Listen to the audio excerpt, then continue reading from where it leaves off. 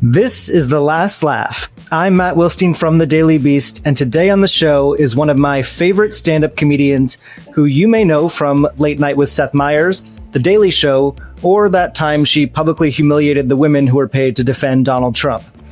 Her latest Netflix special, The Well, is streaming now. Michelle Wolf, welcome to The Last Laugh. Thanks for being here. Hi, thanks for having me. Sorry, I muted it because my infant was farting quite loudly. You don't think the listeners want to hear that? I mean, I just didn't want it to get confused for me. Oh, that's true. I wanted to be able to make that matter. Yeah, I wanted to be able to make the proclamation before people were like, is she farting in the background the whole time? But anyway, if you hear a middle-aged man fart, that's my new baby. He farts like he's in his 40s. So I don't know. That's just how it is. Well, congratulations. Yeah. So, I want to start this by, I think I owe you something of an apology because this is not the first time we've done this.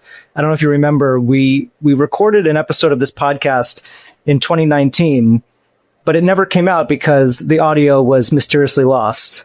Really? So yeah, I didn't think you would remember that, but, so this is our chance to redo it. And I'm really glad that you're here because we're actually, ending this podcast at the end of this year, which is not something that has totally been announced publicly yet, but, I really am excited to have you as one of our last guests on the show, before we kind of change the format and relaunch with a new thing in the new year. Oh, wow. Well, I hope the new thing is exciting and good. And also, what in the CIA happened to the last one? I mean, don't know. I can't imagine we said anything too extraordinary, but we've done over 300 episodes. That's the only one that ever happened with. So I'm sorry to you for that, but it was still really fun talking with you. And now we get to do it again. Yeah. Great. So anyway, congratulations on, since we had that conversation, you've had 2 children. I've also had 2 children in those same years. So we're kind of on the same path there. And it relates to your new special, The Well, because it's really, it's your first hour that you've put out since becoming a mom. And of course you open with a dead baby joke, as you do. So yeah, I kind of just wanted to start there, with, how do you feel like, putting out this first hour? I know you taped it a little while ago, but the first one since, becoming a parent, did that change your approach to it at all? Or did it change, what you felt like you wanted to talk about on stage, or how did that play into everything? I think it changed my point of view a bit. And then it allowed me to kind of like revisit topics that I've already talked about kind of, and think of them in a new way. And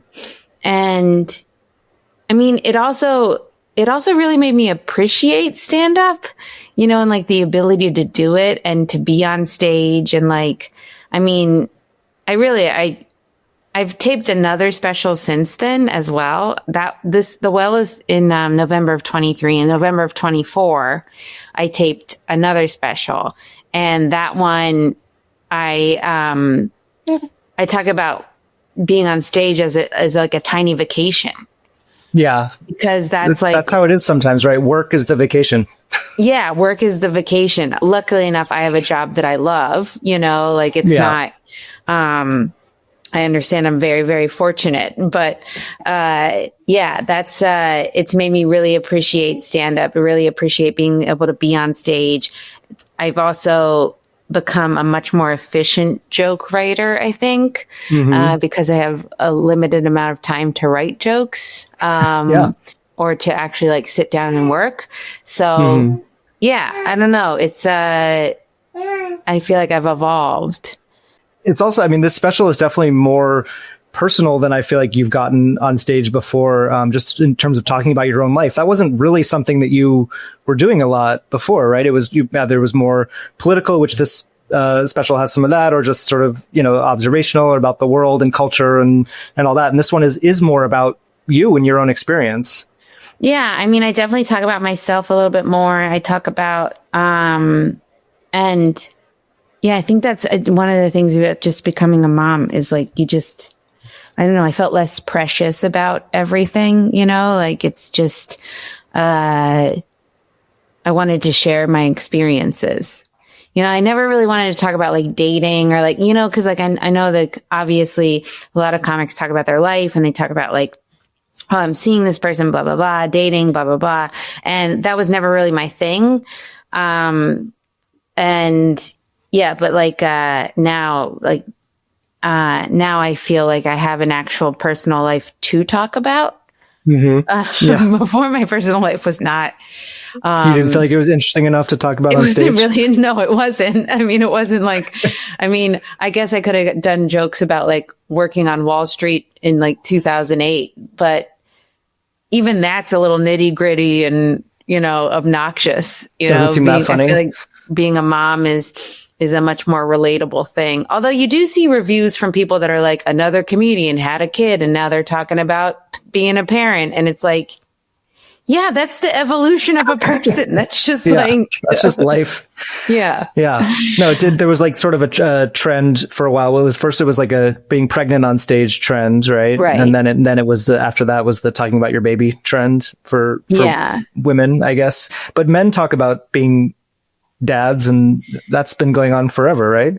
Yeah, I mean, being a dad, being a husband has been like a main topic of comedy for a very long time, and then women do it, and now all of a sudden it's like another woman talking about a kid, and it's like, you mean one of the most relatable experiences a human can have? Yeah, sure.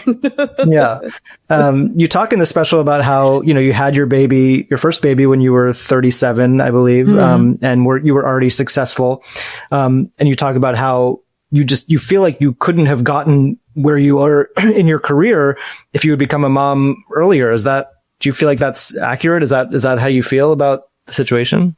Yeah. I mean, especially as, as a stand-up with like touring and working at night and all that stuff, it's like, it's nearly impossible to do it without an extensive support system. So, I think there's different ways that you can achieve it. But like for me, in order for me to go on a tour with a baby, it's like, it's me, the baby, a nanny, which means more flights, more hotels, more, like you're spending a lot more money.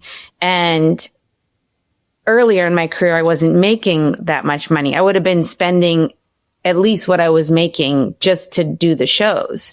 Yeah. So, the kind of grind that you have in stand up, I don't know that I would have been able to do.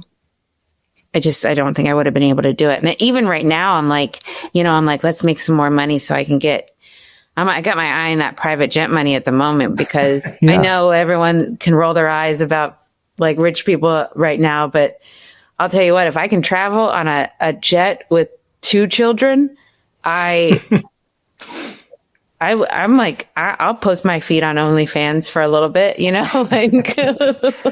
Oh yeah, I'm curious how much of that went into your decision, your consideration about the Riyadh Festival, which you've talked about, that you didn't do it, but you turned it down. You were offered it, you turned it down, but not for the reason that people think or that people might think, right? Yeah, I mean, I didn't have to make a decision. The decision was made for me because I think the show they offered me was on October 4th and my due date was September 29th. Yeah, so whether I wanted to do it or not wasn't really part of the question. It was just like, it would have been literally impossible.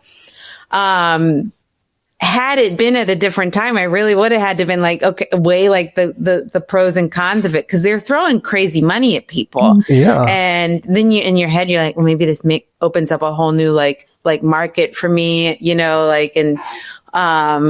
but I do think anything like paid for by a government is always a bit, that's a hard one to do just because it's, and Saudi, and there's a lot of countries like this, but Saudi's, everything's paid for by the government. So if you're going there, it's a government, it's not like you can travel to America and do a lot of things and it not be sponsored and paid for by the government. And our government is also doing atrocious things. So it's not like, I think it would, people are like, our government's doing bad things too, but I think it would be just as problematic to go do some like show that's sponsored by the Trump administration. Right. Like, it's like if I, you know, was getting flown to like Mar-a-Lago. Yeah, you know, that wouldn't look good either. I'm pretty sure I would turn that down. Although, you know, I was thinking about this today for some reason. I don't know why I was thinking about it, but I was like, if Trump paid the Village people to go to Mar-a-Lago, I wouldn't be mad at them for taking that money, because I feel like the Village people, they should get a nice bag at this point. And that's kind of like all they got is the Trump. Yeah, he's like their biggest fan, so I'm not sure they're going to get a better offer than that. Who's paying big money for the Village people these days? You know, like if they get a good offer, I feel like they should take it, and we should all be like, all right, we understand. Yeah, I do feel like with the Riyadh thing, you got the best of both worlds, because you didn't, as you said, you didn't have to make the decision. Then you also posted a video of jokes that you would have told at the festival that, as you said, would have gotten you Khashoggi'd. So did you have a? I mean, that would have been the biggest part of me. If I had decided to do the festival, I would have done jokes either that, you know, like those ones I released, or very similar to it.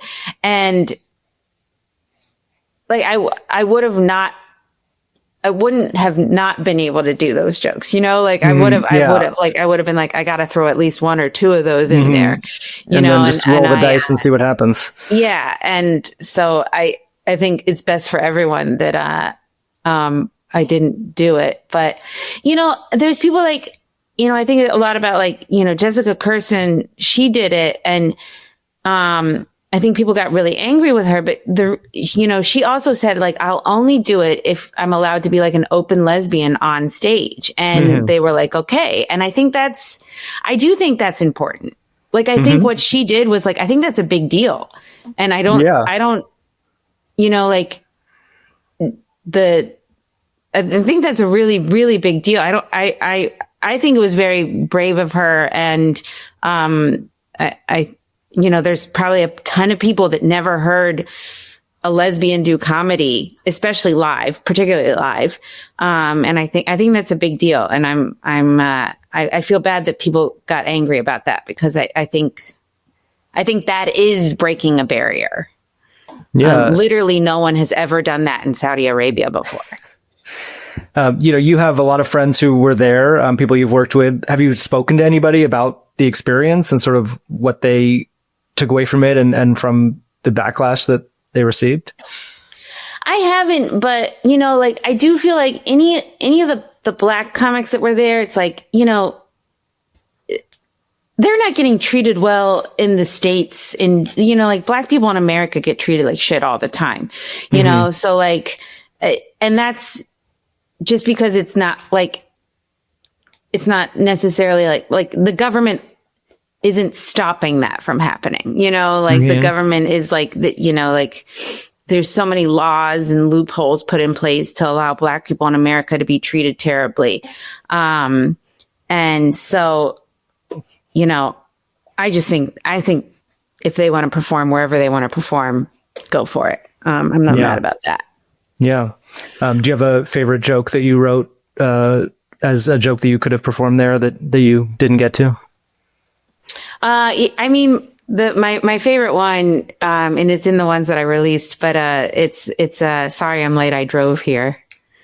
Which I know like women are allowed, I think they're allowed to drive in Saudi now, but I still think that's a fun joke. It's a fun way to open. Your special, you know, The Well is as it was taped a couple years ago at this point. It's not super topical, but then you also have your social media, your Instagram, which I've become kind of obsessed with, where you're posting videos from your closet or walking down the street, where you are really reacting to things that are happening in the news in real time.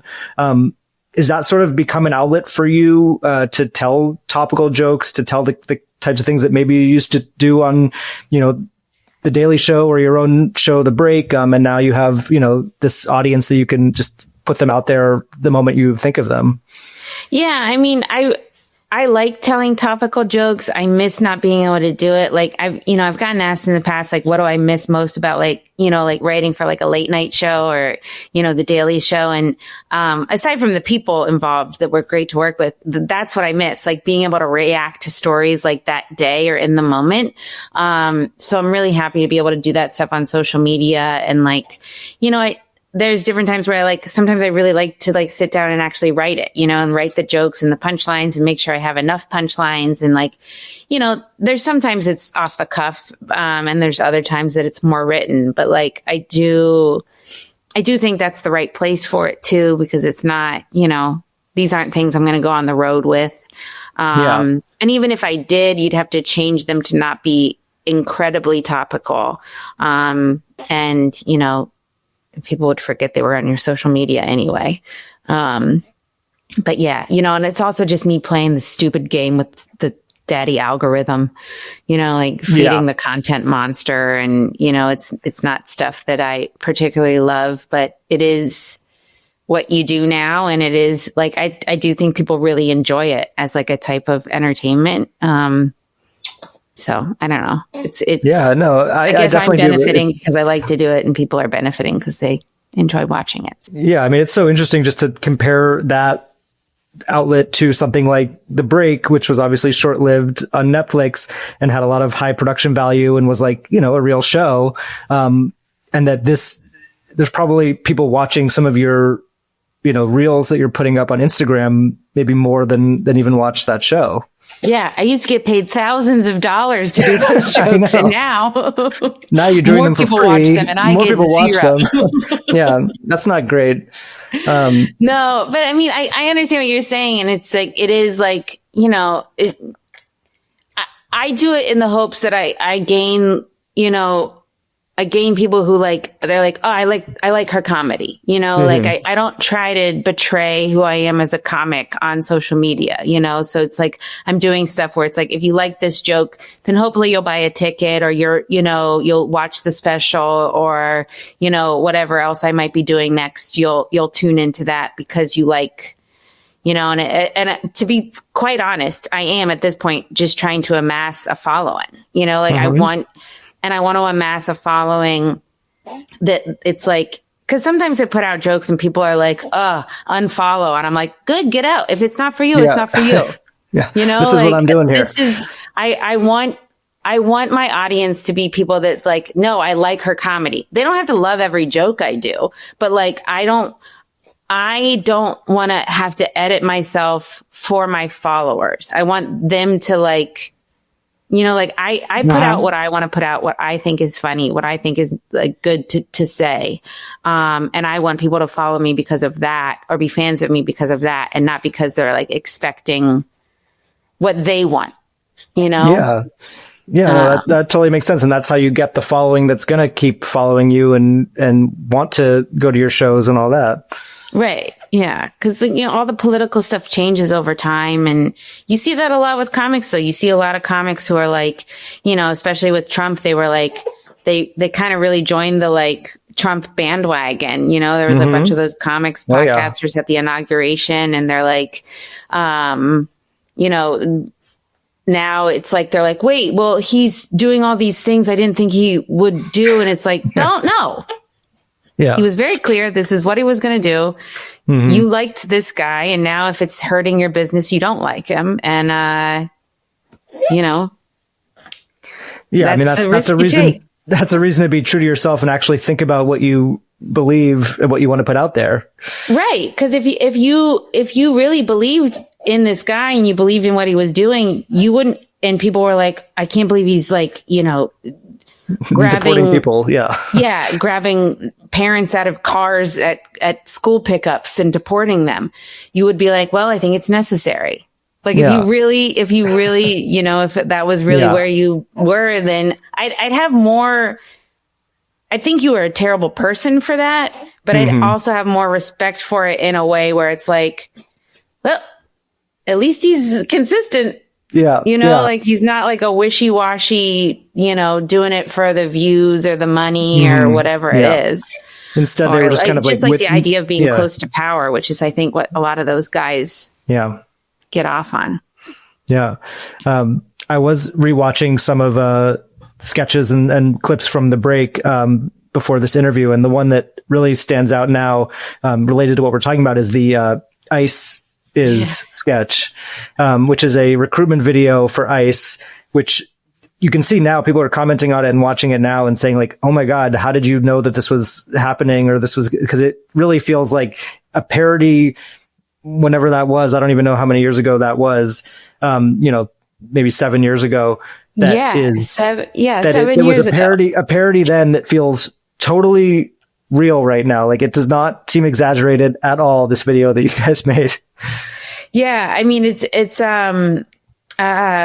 I can't even remember who am I playing in that? What's her name? Kirsten Nielsen. Oh, Kirsten. Yeah. Kirsten was a name that I hadn't thought of in a long time. Yeah. I remember one of the comments were like, they like confused, and maybe they confused her for Pam Bondi or something, or like, she Kirsty could be Noem or whoever. But I was like, no, this was in 2018. Yeah. This is Kirsten Nielsen. This was happening then. And now it's even more relatable. That was a really fun one to do. Written by Jess Dweck, who is a very, very funny comedy writer. Yeah, I mean, that's a sketch that feels very pointed and maybe, more hard hitting in a lot of ways than the stuff that we're seeing during this Trump term. I don't know how much you pay attention to, the late night shows now, but you sort of came up in them and you had spent a lot of time in the writers' rooms. How do you think that late night is handling this second Trump term? Well, I think the freedom we had on the break, which late night doesn't get, is that they're on network television. So they're beholden to all the, advertisers, which is going to obviously and the limit FCC. Right. Who clearly is in Trump's pocket. So you are, you don't have as free as a path. Now, because the break was on Netflix, we could say anything we wanted to say, really. And, that's that. I mean, I wish all the late night hosts had that freedom, because I think a lot of them are like, they do have to hold back a bit just to fit into certain guidelines. The other sketch we did was the New York Times op-ed one, which I wanted to repost because it's, we're making fun of the New York Times for doing ridiculous op-eds. And again, this was back in 2018, which has only gotten more insane. The New York Times they've been doing stupid op-eds for years now. But in that particular sketch, there's a little side piece about Barry Weiss that we do. Oh, really? Which is crazy because now she is the head of news at CBS. It's insane. We have a Barry Weiss impersonator doing like a Bob Fosse. I don't know if you've seen this, but if you remember that one, but I gotta look it up. Link to it or something. Yeah, definitely. But she does a Bob Fosse, like there's like a Barry Weiss Bob Fosse impression. Because I think the lyrics because it's like a musical sketch number, and I think the lyrics are like where we say Barry Weiss is actually great or something like that, or Barry Weiss writes that Pizzagate is actually great, something ridiculous. But the break was a show ahead of its time. Basically is what I'm trying to say. Yeah. And then I think it lasted, 10 episodes? Was that 10 how much episodes. You guys were given? We got a 10 episode order, and then they didn't give us any more episodes. And, as any late night show goes, 10 episodes is all you really need to figure out what you are as a show. Yeah. We had 10 episodes. Not only did we only got a 10 episode order, but it was also 10 episodes, 10 weeks in a row. Yeah. So it was, I think we had like 9 weeks of prep and then 10 weeks of shows. And so we worked 19 weeks straight. Yeah, nonstop. Which, for any normal job, people would be like, that's just a job. But for writers, we're like, we were sleepy. Well, yeah, I do think it was ahead of its time, and it predicted some things that we're dealing with right now. Yeah. I mean, it was also, Netflix was trying to figure out how to do a weekly show, and yeah, I think they're still maybe trying to figure it out. I think they're still trying to figure it out. Yeah. But, The break obviously came sort of right after this big moment for you at the White House Correspondents Dinner, which I feel like really defined your career for much longer than you probably ever thought that it would. You know, with some distance now, it's been like 7.5 years since that speech, that show. How do you view that night and just sort of like the impact that it had on your public persona? I think if I could do it all over again, I would have been meaner. I would have gone harder. I feel like I didn't the jokes I said about Sarah Sanders weren't actually mean. Everyone said I made fun of her appearance. I definitely did not. I complimented her makeup, and said she told lies, which she does. And I felt like, I knew the points I was making, and I was very happy to make those points. But I also feel like I was fairly restrained. Had I known what the reaction was going to be and how strongly people would have reacted, I would have gone harder, just because I'm like, well, if you're going to get mad at me for jokes, then let them actually be mean jokes. I didn't, as far as roast jokes go, what I said about Sarah Sanders was very tame. I could write a much meaner roast joke about anyone. Yeah, I think maybe the reason why they focused so much on Sarah Huckabee Sanders too was because she was right there.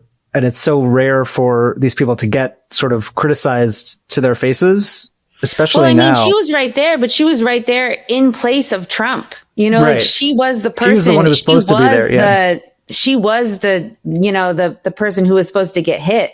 That was, and she was supposed to go. In a normal correspondence dinner, the comedian makes fun of the president, and then the president gets up and makes fun of everybody, including the comedian. But that didn't happen. That didn't happen. It was just me up there making fun of Sarah Sanders, who's in the place of the president. She was supposed to get made fun of. Yeah. And I would much rather tell jokes to someone's face than behind their back. It's lovely. Well, they're not even getting, real questions to their faces anymore, because they've locked all the, journalists out of the room. So it's like, not only are they not getting made fun of to their face, they're not even sort of getting questions. Well, you ask the president a question he doesn't like, and he's going to call you a piggy or ugly or whatever. And listen, if you get called ugly by Trump, you're doing something right. You've talked about how you never really thought of yourself as a explicitly political comedian, even though sort of this is the thing that you became known for. How do you think about sort of your place in the comedy world now? Especially, there is sort of a divide in a lot of ways. We were talking about some of those Trumpy podcast hosts, the sort of anti-woke comedy side versus the progressive side. Do you think about sort of, it seems like you kind of are, you can kind of exist in both worlds of that scene. Yeah. I think the best thing you can do as a comedian is do things that are true. Right. So there's things that are going to kind of fit in each side. I think both sides are doing terrible things on the political spectrum. If I were to look at the government, I would say both Republicans and Democrats are doing terrible things. Republicans are a little bit more obviously in the light right now because they're the ones in power, but Democrats are an ineffective group of old skin. So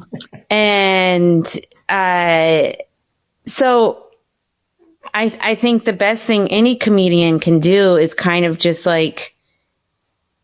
you just want to be able to tell things that are truthful. And so sometimes that's going to be on either side of it, and I'm not going to say anything or make fun of anything. If I make a joke about something, I have to at the heart of it, want to be saying it. I'm not going to say something just because I'm ooh, that's a good point and people will want to hear that. It's no, this is actually also part of my point of view.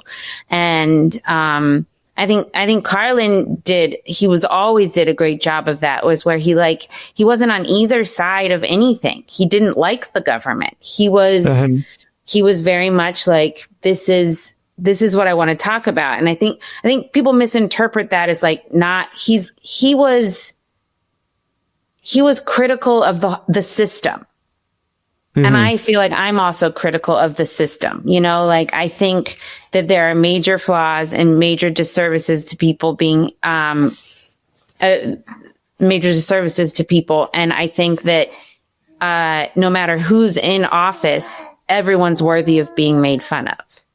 Mm-hmm. And everyone's worthy of like their mistakes or what they're not able to achieve being put forth before them.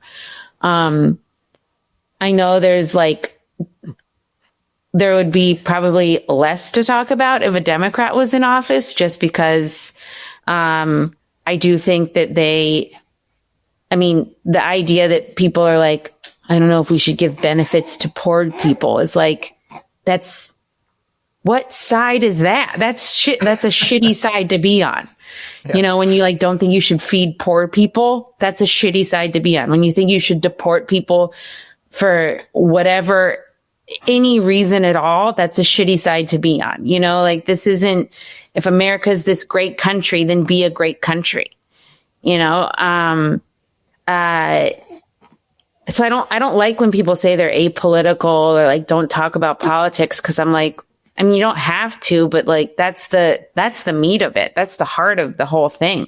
You know, like that's the being able to like say what's really happening and talk about what's really happening and make it funny so people actually listen. I think that's the real, like, that's the heart of it all. And I think you have to be really smart and really, really informed to be able to do that. And I think there's a lot of people that try to do it that aren't. And that's why they end up in kind of like some of the messes that they're in now, where they're just like, oh, I didn't really think that through. And you're like, well, yeah, you didn't. Hey guys, I'm excited to tell you about Inside Trump's Head, a new podcast from The Daily Beast, hosted by Trump biographer Michael Wolff and The Beast's resident provocateur, Joanna Coles.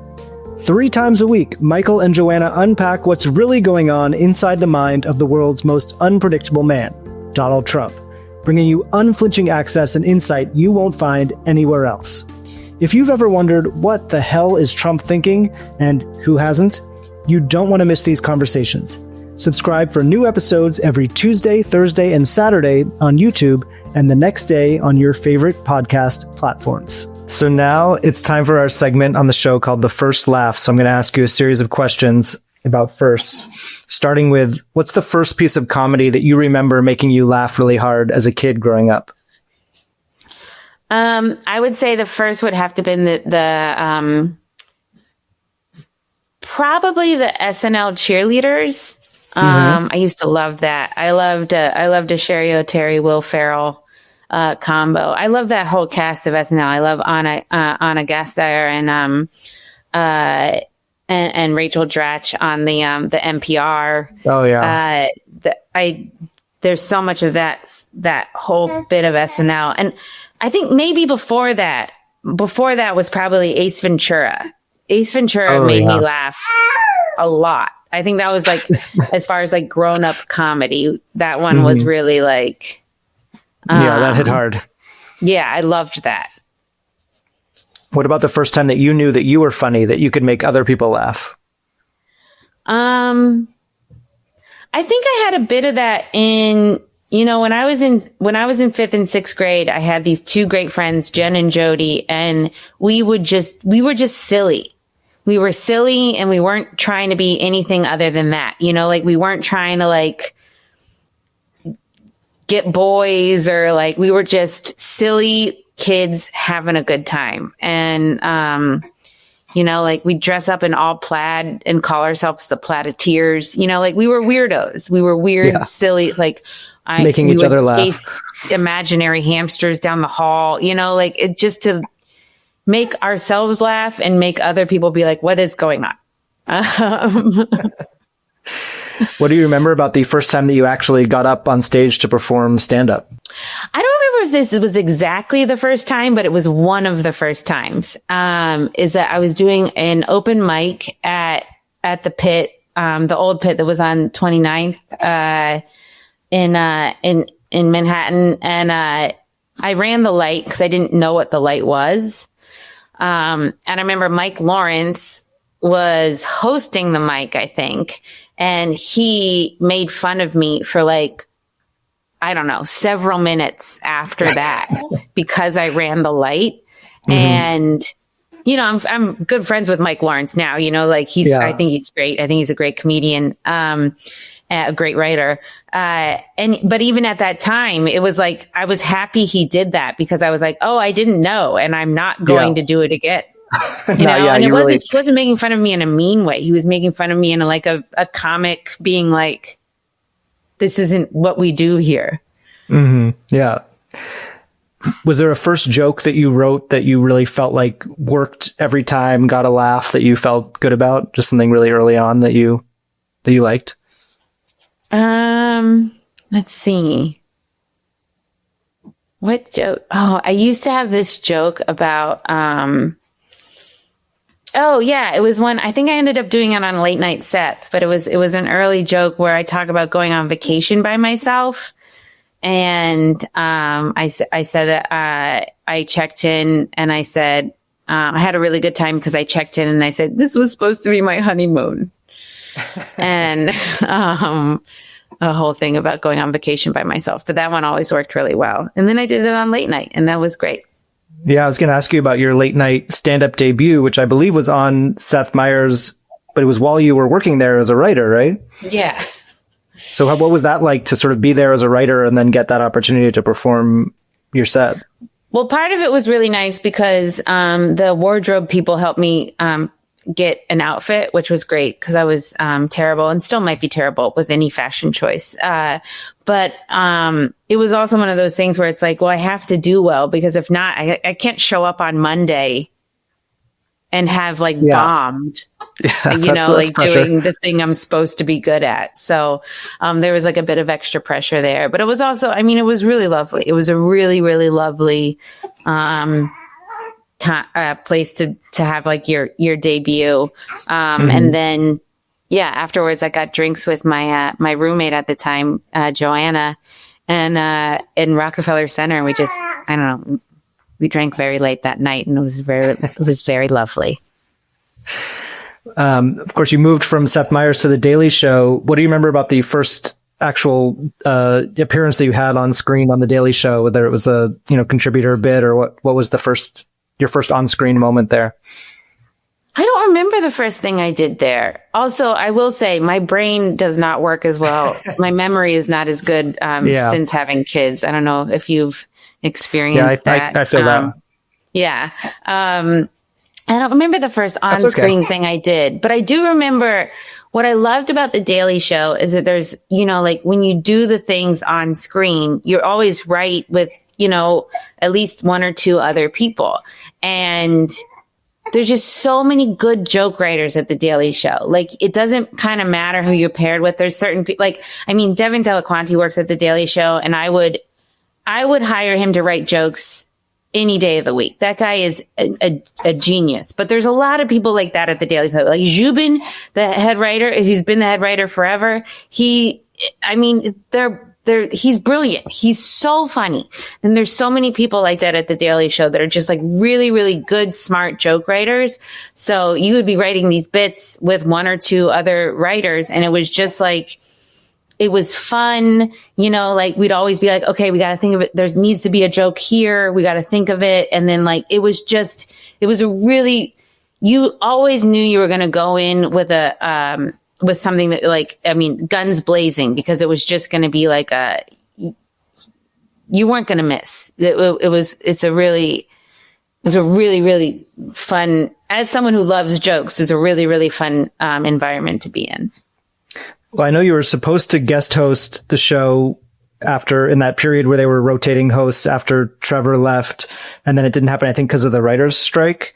Was that a job that you were interested in? Because it was sort of a time when they were trying out a lot of different people to be a permanent host, which now they haven't done that. But was that something that you wanted? Well, I did. I ended up getting to host it in November after the writer's strike ended. Oh, right, but it was... yeah, I would have loved to if I had gotten the opportunity to do the Daily Show as as the host, I would absolutely love that. I think, I mean, it's such a full-time job. Like, it makes sense that John only comes back and does one day a week, because it's like, I mean, obviously he also did it for 15, 16 years before that. But it's like, it's all consuming to know that much. It's all consuming to be that well read, to like have that much knowledge about like not just what's going on in the US, but worldwide, but then also like historical foreign policy information, you know, like you have to be a really, really smart, informed person to have that job. And to like actually have like sit in the host seat and have that point of view and like be able to do it every single night. And so, yeah, I mean, I would have loved to have done it. I would love to do it, but it is also something that is just like, that is your life, that you have to be willing to make that, like, that's your whole personality. You mentioned SNL as something that you loved growing up. I did see on your, resume that you are credited as a writer for the Kim Kardashian episode where she hosted. Is there a story behind that? Did she bring you in to write jokes for her? Oh, wow. I wrote for the Kim Kardashian episode, I wrote her monologue for the show. It was very funny. Thanks. It was really fun to write. She was actually like super game for like, cause I was like, listen, if I'm going to write this for you, like, I'm going to give you a bunch of jokes, and like, I just, I'm not going to hold back. So like, if you don't like something, that's fine. You shouldn't do it. But like, it might offend you, like cause I wasn't sure like where she was on kind of the joke scale, and she was game for everything. She was like super. Yeah. There was nothing that was too far that she said, we can't do that one. No, she was super fine making fun of herself, making fun of her family, making fun of Kanye. Kanye got mad at me. Kanye got really angry with me. That night or? Yeah. Cause I wrote the joke that, I mean, I wrote the whole thing, but the one joke she said, I married like the best rapper in the world, like the richest, self-made Black American man. So he's a genius, the father of my 4 children. So you have to know, the reason I divorced him was because of his personality. And he got mad because I wrote it as the reason I divorced him. And he was like, we're not divorced yet.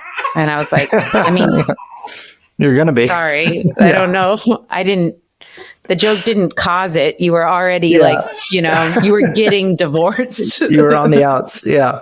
Yeah. Did she reach out to you, or how did you become the person to write that? I think what actually happened was, I think this is a bit of inside tea, but she reached out to Amy Schumer at first, and, didn't like the jokes. And then Kanye reached out to Dave Chappelle, and Dave was like, if you want someone to write it, you got to go with Michelle. Oh, wow. And then so she called me, and there we go. That's great. And then since then I wrote some stuff for her for some Skims things, some ridiculous ads. But yeah, that was, what was that, back in 2021 or something? Something like that, And, yeah. When you look back at your career now, is there anything you said no to that you now think, ooh, maybe I should have said yes to that? At one point, I think this was back in like 2016, I got asked to like co-host something in, the UK.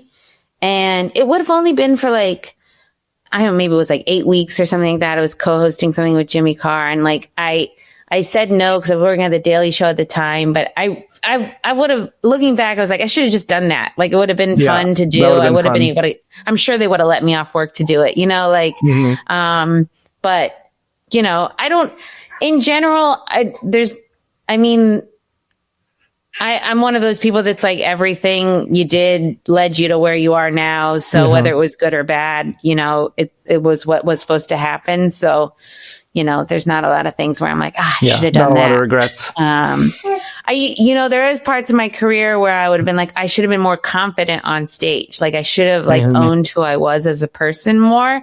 But again, you are where you are, like you can't rush, becoming who you're going to be.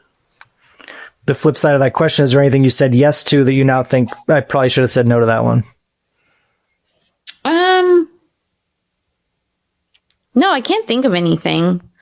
I mean, here's some terrible road gigs I did at some point, but again, I'm alive. It's fine. You got to do what you got to do. Yeah. Like, I mean, I did this one private event. It was like some like really rich person's birthday party. And it was awful. I mean, I must have gone through like over an hour of material in like 35 minutes. Like it was really bad, but I got a check and I'm alive. That's after any bomb, you're like, I'm still alive. It's fine. The sting goes away. Do you have a story or memory about the first time you met one of your really big comedy heroes, just someone who you looked up to, and what it was like to meet them for the first time? Okay, well, this is someone I didn't meet them, and I really regret this part. Okay, this reminds me of, okay, so I was at Late Night with Seth, and Carol Burnett was a guest, and if you wanted to, as one of the writers, if there was any guest you wanted to meet, you could always ask the producer if you could meet them. And I love Carol Burnett. I love the Carol Burnett show. I think she's amazing. I think that show is hysterical. And especially for the time period she did it in, it was like, it's still funny today, but to be able to do that when she did it as a woman, I think she's super funny, super amazing. And I didn't ask to meet her, because I was like, I didn't want to be weird, and I didn't want to be like, like, I don't know. I think I was just nervous about it, but I wish I would have done that. I wish I would have met her. I didn't meet her. I would have just loved to have said, I think you're great. Thank you. And then that could have been enough. She's still around, so it could still happen. Well, Carol Burnett, if you read this, I think you're great. I love you. The last question on the show that we end with, is there a story or memory from your career that makes you laugh now, but really was not funny when it happened? I mean, there was one time I was doing a one woman show. This is kind of before I got into stand up, and I was still in like the sketch and improv arena, and I was doing a one woman show, and I swear 10 people showed up. Okay. And I think they were all from like the same tour group, and they did not laugh the entire time, but it's like, it's like a character sketch show. So I'm like changing into like different costumes and doing like absurd, stupid things, and literally no one's laughing. And I remember afterwards being upset, but looking back on it, it's really funny. Like, I mean, like changing into like wigs and like to do like a fully prepared monologue in front of people that are just like, it's funny. It's very funny. Well, Michelle, thank you so much for doing this. I'm excited that people are going to get to hear it this time. So that's great. I mean, let's hope so, Matt. Fingers crossed. And The Well is streaming on Netflix now. It's so great. And I'm excited to see the next special that's in the can as well. Yes, that one is it's called For Linda. So, that's a good tease. If you like my stand-up, if you like me, subscribe to my YouTube, follow me on Instagram, because maybe I'll just end up putting it out there just because I already recorded it and I want people to see it. I'm excited about those jokes, and it's almost it's over a year old already. So yeah, you got to get it out there. Let's get it out there. All right, Michelle, thank you so much. This was great. Thanks, Matt.